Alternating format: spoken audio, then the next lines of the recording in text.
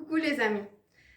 Comme je vous ai promis la semaine dernière dans mon ancienne vidéo, aujourd'hui j'aimerais vous montrer la graine germée et ce qu'il y a à l'intérieur d'une graine germée, d'accord? Mais avant que je vous la montre, j'aimerais bien qu'on voit ensemble les graines qu'on avait plantées il y a une semaine, comme elles ont poussé. Voilà des lentilles, vous voyez bien les racines et les tiges et les feuilles. Des graines d'haricots ont aussi très bien germé et poussé. Des carottes et des maïs.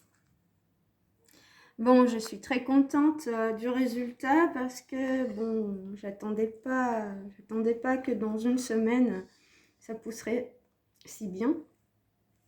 Et je suis très contente. Bon, maintenant on va voir des graines d'haricots qui ont germé. Alors, bon, il leur a fallu 4 jours à peu près. Au bout du 4e jour, la graine a commencé à s'ouvrir. Un germe a commencé à sortir. Bon, ça s'appelle la germination. Et quand on ouvre la graine, si on observe bien, je vais te montrer, voilà.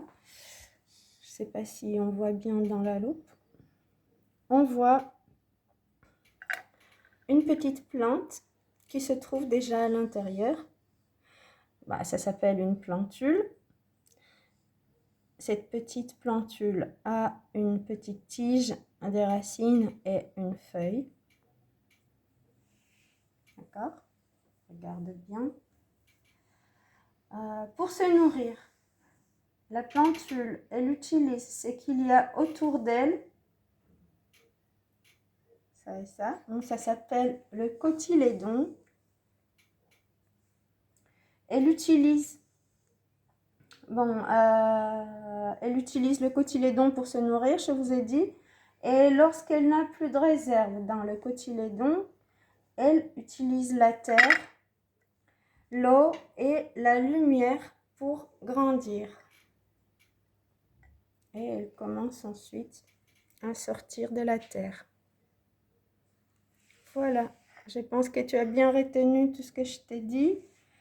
Les mots, bon, les racines, la tige, les feuilles, une graine germée, la plantule et le cotylédon.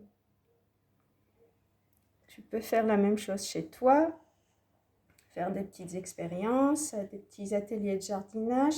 Tu peux m'envoyer des photos ou des vidéos de ce que tu feras. Merci beaucoup et à bientôt.